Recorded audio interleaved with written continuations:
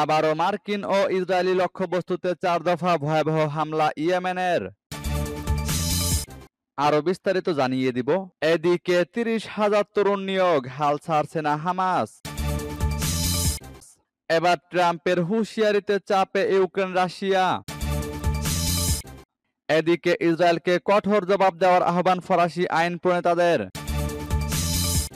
আরো জানিয়ে দিব, এবার নরেন্দ্র মোদীকে পাহারা দিয়ে নিয়ে গেল সৌদি আরবের যুদ্ধ বিমান। এদিকে কাশ্মীরে হামলার পর নিরাপত্তা বাহিনীর সঙ্গে বন্দুকযুদ্ধে নিহত অন্তত ২ জন। আবারও গাজায় ইসরায়েলি হামলায় আরো ৩২ জন ফিলিস্তিনি নিহত। এবং সর্বশেষে জানিয়ে দিব, এদিকে নেতানিয়াহুর বিরুদ্ধে গুরুতর অভিযোগ গোয়েন্দা প্রধানের। শুনছিলেন সংবাদ শিরোনাম, এখন বিস্তারিত। তবে তার আগে অনুরোধ থাকবে এই ভিডিওতে একটি লাইক দিন এবং কমেন্টস করে জানিয়ে দিন আপনি কোন জেলা থেকে বা কোথায় থেকে আমাদের সাথে যুক্ত রয়েছেন। এবং সংবাদের সর্বশেষ গুরুত্বপূর্ণ আপডেট পেতে চ্যানেলটি সাবস্ক্রাইব করে আমাদের সঙ্গেই থাকুন। আবারও মার্কিন ও ইসরায়েলি লক্ষ্যবস্তুতে ৪ দফা হামলা ইয়েমেনের। ইয়েমেনের সশস্ত্র বাহিনী সোমবার এক বিবৃতিতে জানিয়েছে, তারা ইসরায়েল ও যুক্তরাষ্ট্রের বিভিন্ন সামরিক স্থাপনায় ৪টি পৃথক হামলা চালিয়েছে। এই হামলাগুলো মূলত আঞ্চলিক উত্তেজনার প্রেক্ষাপটে ও ইয়েমেনের সাম্প্রতিক মার্কিন বিমান হামলার প্রতিক্রিয়ায় চালানো হয়েছে। বিবৃতিতে বলা হয়, ইয়াফা ও সামাদ অন ড্রোন ব্যবহার করে ইসরায়েলের আশকেলন বন্দরে ইসরায়েলের একটি গুরুত্বপূর্ণ সামরিক স্থাপনা ও আল রাশ বন্দরের একটি সামরিক টার্গেটে ২টি পৃথক হামলা চালানো হয়েছে। ইয়েমেনি সশস্ত্র বাহিনীর মুখপাত্র ইয়াহিয়া সারি জানান, মার্কিন আগ্রাসন ও সাম্প্রতিক প্রাণঘাতী বিমান হামলার জবাবে ইয়েমেন লোহিত সাগর ও আরব সাগরে ২টি বড় ধরনের সামরিক অভিযান চালিয়েছে। এই অভিযানে ইউএসএস হ্যারি ট্রুম্যান নামের একটি মার্কিন বিমানবাহী রণতরী ও এর সঙ্গে থাকা যুদ্ধজাহাজগুলোকে লক্ষ্য করে ২টি ক্রুজ ক্ষেপণাস্ত্র ও ২টি ড্রোন ব্যবহার করে হামলা চালানো হয় বলে বিবৃতিতে জানানো হয়। সূত্র মেহের নিউজের। এদিকে ৩০,০০০ তরুণ নিয়োগ, হাল ছাড়ছে না হামাস। ফিলিস্তিনি প্রতিরোধ আন্দোলন হামাসের সামরিক শাখা ইজাদ্দিন আল কাসাম ব্রিগেড গাজার প্রায় ৩০,০০০ তরুণকে তাদের দলে যোগদানের জন্য নিয়োগ করেছে।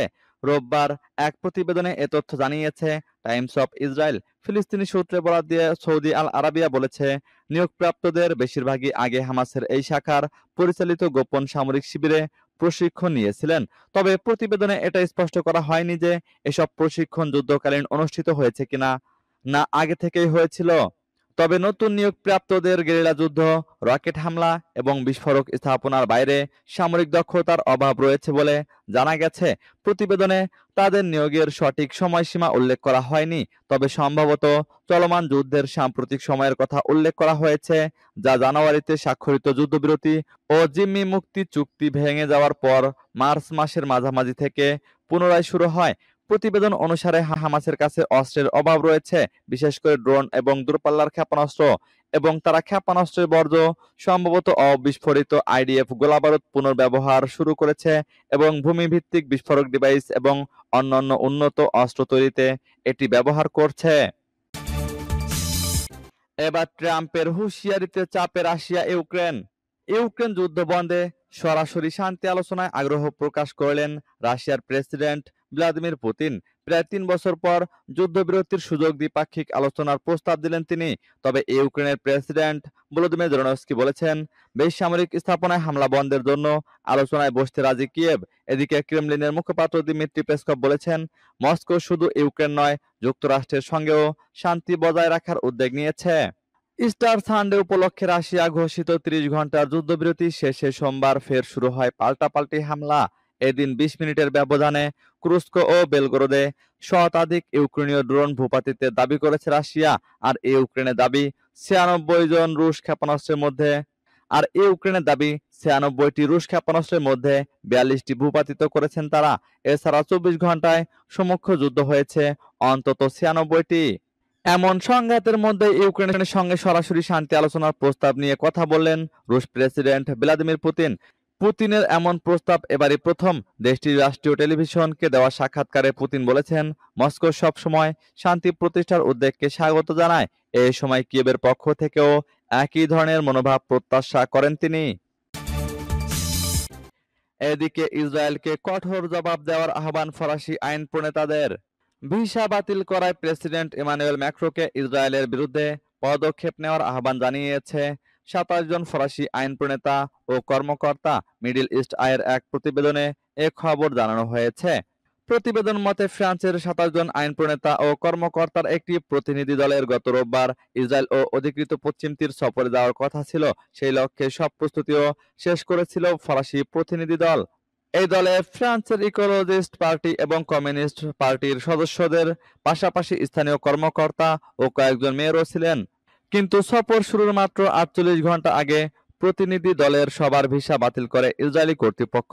সম্প্রতি ফরাসি প্রেসিডেন্ট ইমানুয়েল ম্যাক্রো ঘোষণা করেন, আগামী জুন মাসে একটি আন্তর্জাতিক সম্মেলনে ফিলিস্তিনকে রাষ্ট্র হিসেবে স্বীকৃতি দেবে তার দেশ।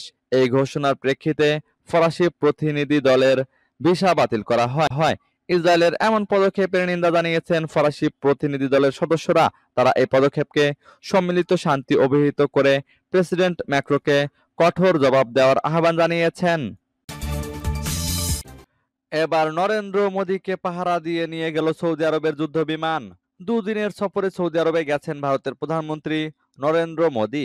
মঙ্গলবার সকালে তিনি সৌদির উদ্দেশ্যে যাত্রা শুরু করেন। এ সময় মোদীকে বিশেষ সম্মাননা দিয়েছে দেশটি।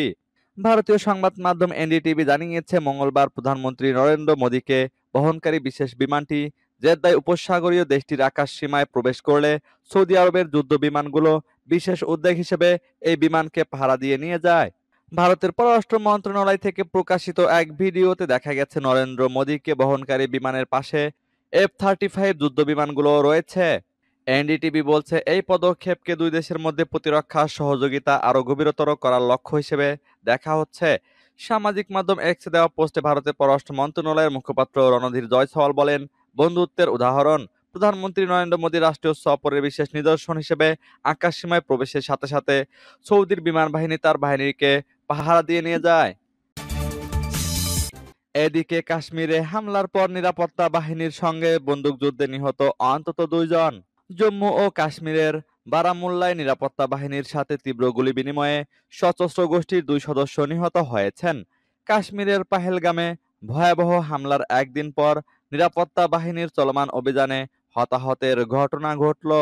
ভারতীয় সেনাবাহিনী জানিয়েছে, বুধবার বারামুল্লায় উরিনালা এলাকা দিয়ে প্রায় 2-3 জন অনুপ্রবেশের চেষ্টা করার সময় নিরাপত্তা বাহিনীর সঙ্গে সংঘর্ষ শুরু হয়।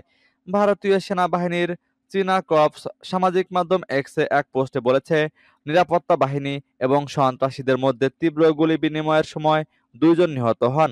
এছাড়া বারামুল্লায় চলমান অভিযানে তাদের অনুপ্রবেশের চেষ্টা ব্যর্থ করে দেয় নিরাপত্তা বাহিনী। এ সময় বন্দুকধারীদের কাছ থেকে বিপুল পরিমাণ অস্ত্র, গোলাবারুদ এবং অন্যান্য যুদ্ধ সরঞ্জাম উদ্ধার করা হয়েছে। জম্মু ও কাশ্মীরের পাহেলগামের একটি পর্যটন স্থানে ভয়াবহ বন্দুক হামলার একদিন পর এই সংঘর্ষের ঘটনা ঘটল। মঙ্গলবারের হামলায় 26 জন নিহত এবং বেশ কয়েকজন আহত হন। আবারও গাজায় ইসরায়েলি হামলায় আরো 32 জন ফিলিস্তিনি নিহত। ফিলিস্তিনের গাজা ভূখণ্ডে ইসরায়েলি হামলায় আরো 32 জন ফিলিস্তিনি নিহত হয়েছেন। আহত হয়েছেন আরো অর্ধশতাধিক। এতে করে অবরুদ্ধ এই উপত্যকায় নিহতের সংখ্যা 51,226 জন ছাড়িয়ে গেছে। আজ বুধবার পৃথক প্রতিবেদনে এই তথ্য জানিয়েছে সংবাদ মাধ্যম আল জাজিরা। গত 18 মার্চ গাজায় নতুন করে ইসরায়েলি হামলা শুরুর পর থেকে প্রায় 1900 ফিলিস্তিনি নিহত হয়েছেন। সংবাদ মাধ্যমটি বলছে, ইসরায়েলি বাহিনী গাজায় বোমাবর্ষণ অব্যাহত রেখেছে এবং গাজা শহরের আল-ডোরা পেডিয়াট্রিক হাসপাতালে আক্রমণ করেছে। এছাড়া মঙ্গলবার কমপক্ষে 32 জন ফিলিস্তিনিকে হত্যা করেছে ইসরায়েল। পৃথক প্রতিবেদনে বার্তা সংস্থা আনাদুলু বলছে, গাজা উপত্যকায় 2023 সালের অক্টোবর থেকে ইসরায়েলের গণহত্যামূলক আগ্রাসনে ভূখণ্ডটিতে মোট মৃতের সংখ্যা বেড়ে 51,266 জনে পৌঁছেছে বলে মঙ্গলবার গাজার স্বাস্থ্য মন্ত্রণালয় জানিয়েছে। মন্ত্রণালয়ের বিবৃতিতে বলা হয়েছে, ইসরায়েলি আক্রমণে আহত হওয়ার পর 60 জনেরও বেশি মানুষকে গাজার বিভিন্ন হাসপাতালে নেওয়া হয়েছে, যার ফলে সংঘাতের শুরু থেকে আহতের সংখ্যা বেড়ে 1,16,991 জনে পৌঁছেছে। অনেক মানুষ এখনও ধ্বংসস্তূপের নিচে এবং রাস্তায় পড়ে থাকলেও উদ্ধারকারীরা তাদের কাছে পৌঁছাতে পারেননি। এদিকে নেতানিয়াহুর বিরুদ্ধে গুরুতর অভিযোগ গোয়েন্দা প্রধানের। ইসরায়েলের অভ্যন্তরীণ গোয়েন্দা সংস্থা শিন বেতের প্রধান রোনেন বার প্রধানমন্ত্রী বেনিয়ামিন নেতানিয়াহুর বিরুদ্ধে গুরুতর অভিযোগ এনেছেন। সোমবার সুপ্রিম কোর্টে দেওয়া বিবৃতিতে তিনি বলেন, নেতানিয়াহু তাকে বরখাস্ত করার চেষ্টা করেছেন কারণ তিনি তার ব্যক্তিগত ও রাজনৈতিক স্বার্থ রক্ষায় অবৈধ আদেশ মানতে রাজি হননি। রোনেনবার দাবি করেন, আদালত এই বরখাস্তের আদেশ আপাতত স্থগিত করেছেন এবং বিষয়টি তদন্তের নির্দেশ দিয়েছেন। এরই মধ্যে নেতানিয়াহুর বিরুদ্ধে দেশজুড়ে বিক্ষোভে নেমেছে সাধারণ মানুষ। তাদের অভিযোগ, প্রধানমন্ত্রী দেশের গণতন্ত্রকে হুমকির মুখে ঠেলে দিচ্ছেন। অন্যদিকে নেতানিয়াহু পাল্টা অভিযোগ এনে বলেন, রোনেনবার বিশ্বাসঘাতকতা করেছেন আর এই বিশ্বাস ভঙ্গই 2023 সালের অক্টোবরে হামাসের হামলা ও ইসরায়েল গাজা যুদ্ধে পরিণত হয়। তবে রোনেনবার সুপ্রিম কোর্টে জানান, বরখাস্তের বিষয়টি নেতানিয়াহু পরিকল্পনা করেন 2024 সালের নভেম্বর থেকে 2025 সালের ফেব্রুয়ারির মধ্যে। তিনি আরো বলেন, নেতানিয়াহু বারবার শিনবেতকে নির্দেশ দিয়েছেন যেন সরকার বিরোধী আন্দোলনে অংশগ্রহণকারী নাগরিকদের বিরুদ্ধে ব্যবস্থা নেওয়া হয় এবং প্রতিবাদে অর্থায়নকারীদের উপর নজরদারি চালানো হয়।